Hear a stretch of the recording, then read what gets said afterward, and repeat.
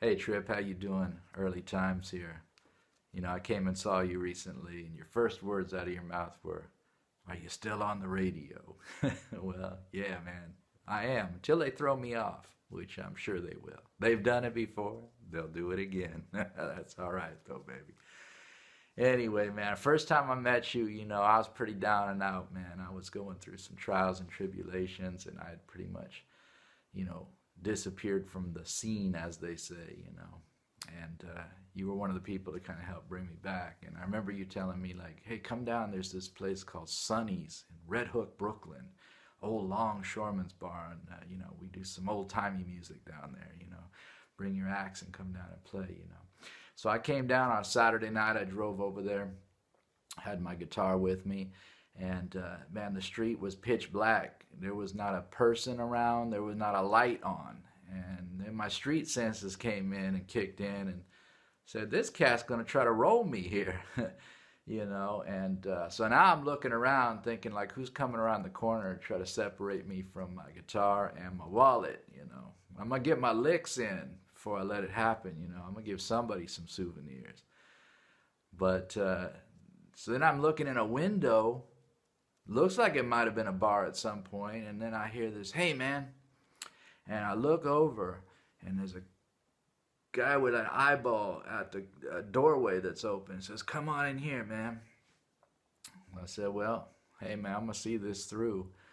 So I follow this guy in this doorway, start walking down this hallway. All of a sudden, he opens a door, man, and there's a room full of people and a stage and people jamming some old-timey music. And there you were up on stage, man, and you immediately called me up and put me center stage, and I went, like, immediately from being the stranger at the party to center stage, leading the crowd in a version of No Woman, No Cry. Can you dig that? And anyway, man, we became friends after that, man, and it's been a good time. So I just wanted to say hello to you, and that scene of going down that hallway and then coming into this room full of people, it reminded me of that movie Kafka, where Jeremy Irons, it's all a black and white movie. All of a sudden he comes into a room and it's full of color, man. So, it's kind of like if you were watching a video about yourself and it went from black and white and all of a sudden it moved to color and you had Rick Estrin singing a song that he wrote just for you. Hey, Trip. Hey, look, man. Hey, Trip. Get up out of that bed. Hey, Trip. Get up out of that bed. I'll get back on your feet, 'cause there's better days ahead.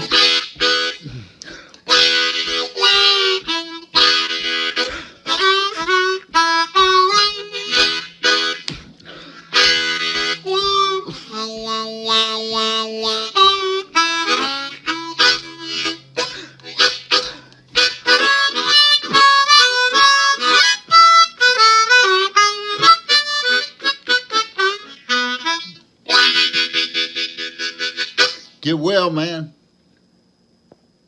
Hi, Trip. This is Richard Sleigh, broadcasting here from Clarksdale, Mississippi. I'm at a John Gindick harmonica jam camp and been thinking about you, and I want to play a couple of tunes.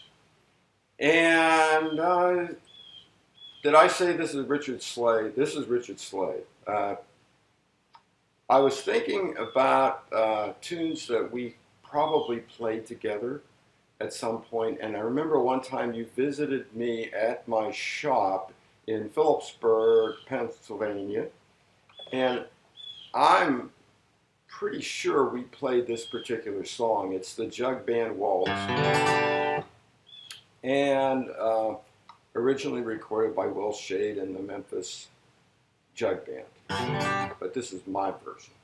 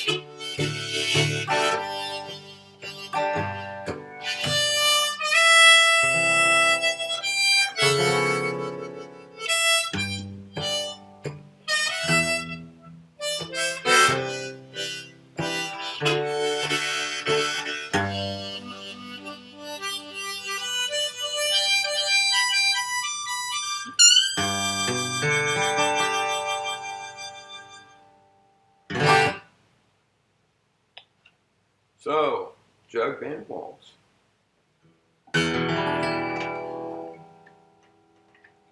And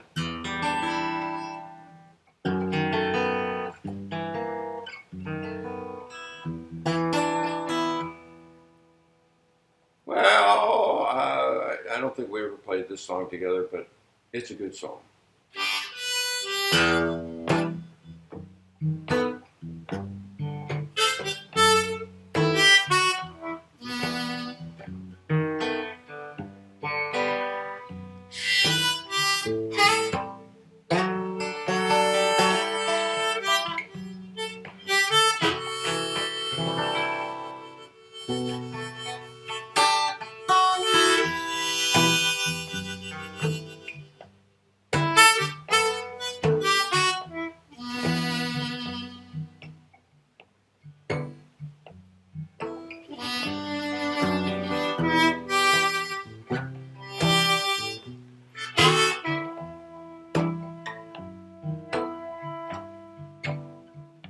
Summertime and the living is easy. Fish are jumping and the cotton's so high.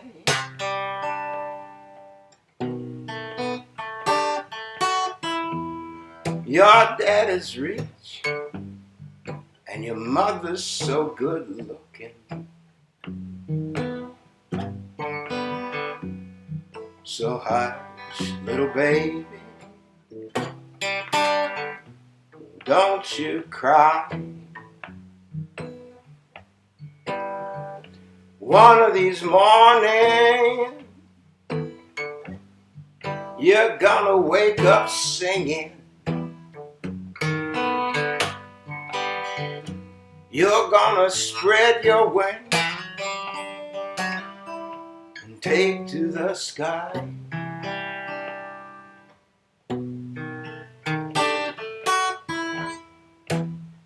But until that morning, ain't nothing gonna harm you. With Dad and Mammy standing by.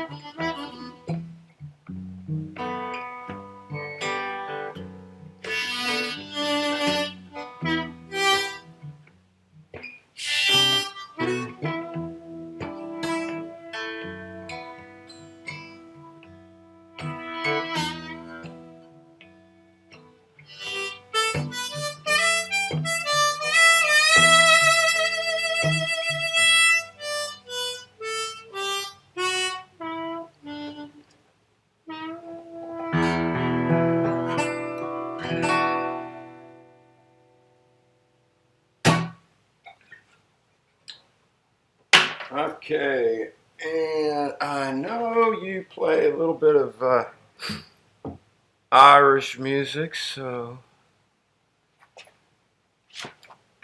here's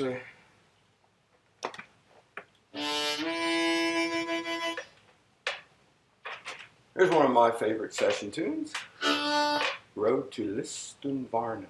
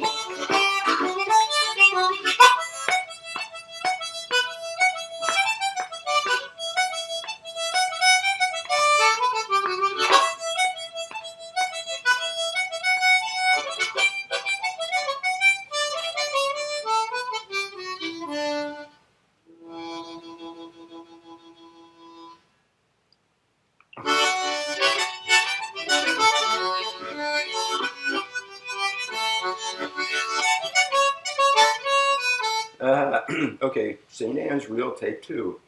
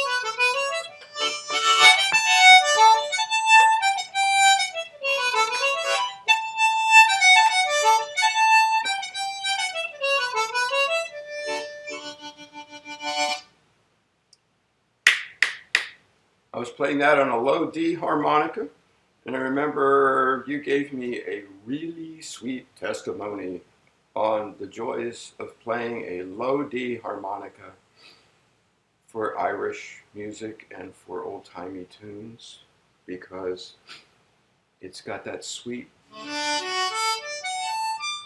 range as opposed to the high D, which frightens dogs, cats, and children, and makes it difficult to practice in most confined spaces with other living beings. Anyhow, I gotta get ready to go to a class. So, like I said, I've been thinking about you, and you know, get in touch when you have a chance. Let me know how you're doing, and I'll be checking up on you. So, wishing you the best, and love you, Trip. Take care.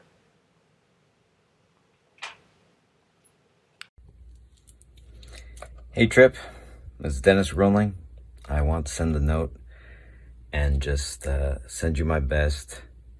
Our friendship, which started a really long time ago, really, even though I hardly see you anymore, and I'm on the road so much, and I'm out west now, you still mean a lot to me, and I wish you the best, and I hope you have a full, speedy recovery, and I just want to reach out and let you know I was thinking about you, and send you my love and send you my best, man. I love you, and get better soon. Hey Trip, this is your old buddy Adam Gussow coming to you from Oxford, Mississippi. I'm sitting by the intramural fields at Ole Miss. It's going to be another scorching, globally warm day, and they tell me that you had a bike accident at some point in the recent past. And this doesn't surprise me. You were always a crazy, wild, insane dude. I still remember the days when you taught me how to rollerblade, and you actually were there when I took my first couple of spills, and I said, I don't want to do that again. But I'm going to do something that I've never done on camera. I'm going to partially strip. I have a story I want to tell you that I think may cheer you up, actually. About a week after I moved down from New York City back in August of 2002, you remember I took the job at Ole Miss, and that's where I've been ever since. I was riding my bike, and I was getting back into biking, and I thought, man, the bike is great. And actually, these days I'm doing it again, and the bike really is great. But I went out one dusk, and I went on a 9-mile loop. I got past the dogs that were always chasing me on Pea Ridge Road. You can look it up on Google Maps. Pea Ridge Road. It goes up and then it goes down. And I was blown down the backside, and there was a little dot of, it was like about 1.5 inches around, because I went back later to find it. And next thing I know, I'm doing 27 miles an hour, and I'm standing up on my pedals because I've hit something. And there's a split second, and then I rolled. And I came down and slammed the ground. When I got up, I thought my shoulder was broken. I couldn't see it.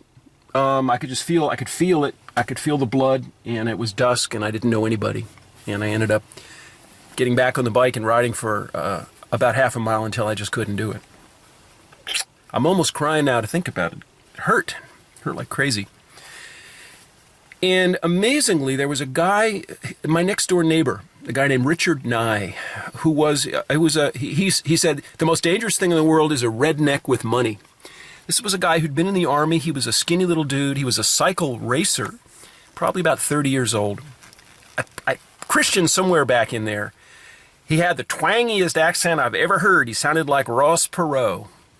And that guy went, and I got taken to his house that night, and he and his wife took me in. He goes, what the hell happened to you? Now, I barely knew the guy. He just had seen me on my bike. And I figured he would know what to do. He said, well, you got some road rash. That was the term he used. And then I passed out, and he and his wife took me to the emergency room. And they brought me home that night. And the next day, he said, well, let me go and get your medicine. He brought by my medicine, and this guy is a heterosexual white guy, began applying my medicine. And I realized that I could not hit my back the way he could. And he ended up becoming my nurse. I think this guy had probably done that. I'm trying to dress. Hold on a second. So I had a nurse, and it was like a charmed relationship. This guy he was an angel. That's the only word for it. Now, I went through a phase in the early 2000s when I was at an interfaith church and I believed in the Course in Miracles and, after all that time with Mr. Satan, when I didn't believe in miracles, but I believed in miracles at that point, and this guy was a miracle. He was an angel who came along and told me funny stories that made me hurt. I said, well, let me tell you one thing. I used to want to be a race car driver, but that one bad accident cured me of the desire to ever have that happen again. So now I'm going to tell you what happens with this story, which is that I went into my job at Ole Miss in a sling, feeling beaten up and feeling ugly. I had moved down to Oxford and I thought, man, I'm going to meet the girl of my dreams. But now I felt broken. But I did have this angel and that helped. And at some point, my shoulder actually it got better, but my spirit wasn't better. And so my local doctor said, yeah, I want you to go up to the Campbell Clinic in Memphis. And I want you to meet with this guy, this orthopedist, a consult. And because I was saying I'm going to have an operation in that. The shoulder's ruined, right? It didn't hurt anymore, but I felt ugly. And I walked into the consult, and the guy made me strip off my shirt. He took a look. He said, does it hurt? I said, no, it doesn't hurt. And then I sort of risked being honest with him. And you know what he said? He said, some women like bumps. Some women like bumps. And it was the nicest thing anybody had ever said to me, because it just chilled me out. And I thought, well, okay, maybe, that might be true. And you know the rest, Trip. You know the rest, which is that, literally within a couple of weeks, I had met my future wife through Match.com. She didn't care about the damn shoulder. And this is all by way of saying, buddy, you're in a place now, but I know you, and I've known you for decades, since 1985. That's a long time. And I have always known you as a guy who got back up. And you taught me a lot in that regard. In fact, you were really helpful to me when I was trying to get up for the first time and actually play harp. I remember seeing you and being scared shitless by your abilities on juke. You did the upper octave thing on juke. And later on, you sold me your Fender Bassman. I think it's a 55. I'm never sure if it's a 55 or 56. I couldn't believe that you were willing to part with that thing. But you said, well, your hearing was going down a little bit, and so you thought it would be better if you went unamped. I still have the amp. It still plays beautiful. Thank you, man.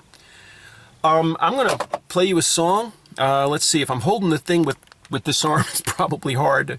But I'm going to try to play a little something. Or I'll play a little bit of kind of a John Henry thing, and then maybe a little bit of a Big Walter thing. And hopefully this will set you back on track.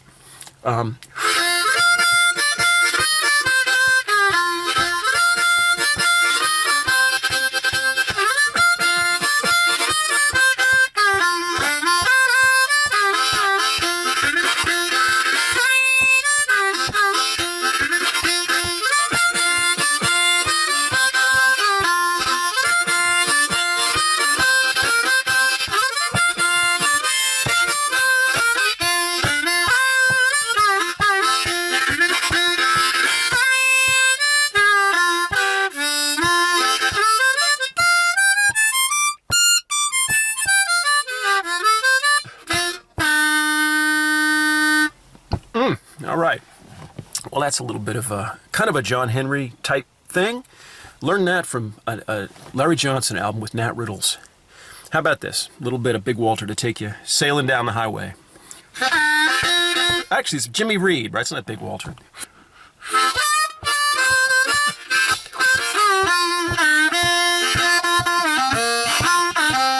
Whoa, baby, you don't have to go.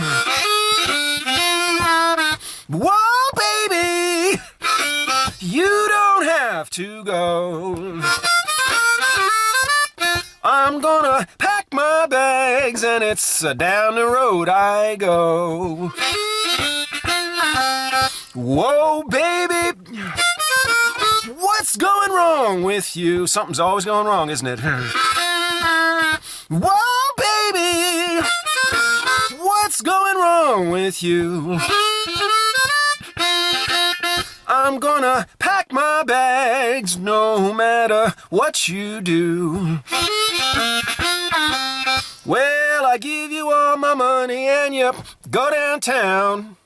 You come back in the evening and you put me down. Whoa, girl, you don't have to go. I'm gonna pack my bags and it's down the road I go.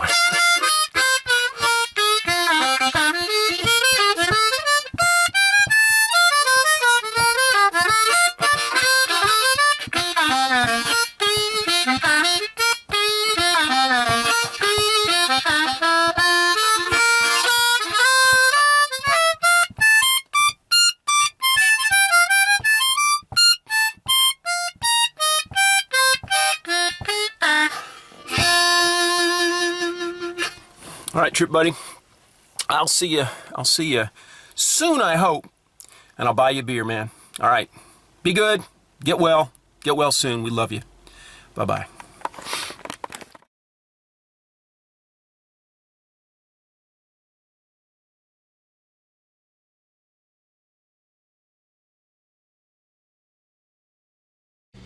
Hey, Trip, I heard about your little mishap. Man, oh man, oh man. So I'm just gonna play a little blues for you, bro, and I hope you bounce back.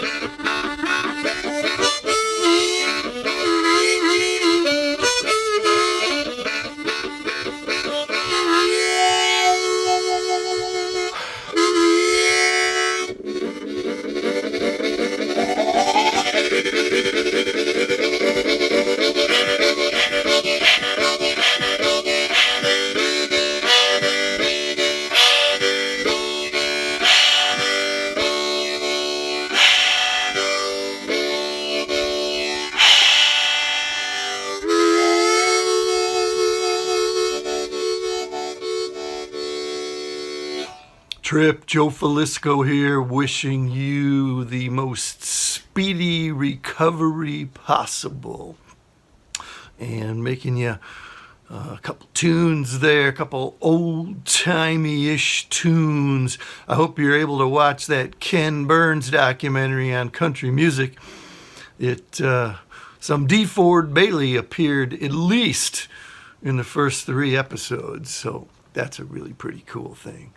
And so Joe Filisko here, one of your old-time harmonica playing brothers out there, wishing you the best, most speedy recovery possible. Playing my Homer Marine Band harmonica.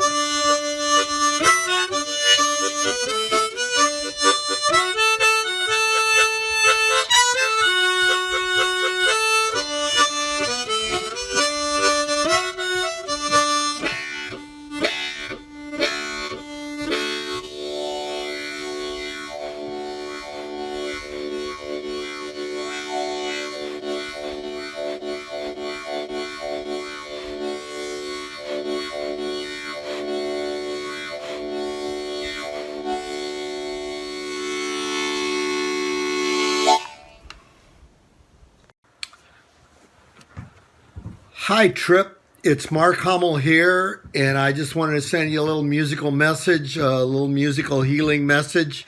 I know Bobby Rush wanted me to say hi as well, but he's apparently got laryngitis. So here I am for me and Bobby Rush. This is a little thing I've been messing around with. You probably know because I know you're a great pre-war harp player, pre-war style. This is a D. Ford Bailey, Low Country Blues.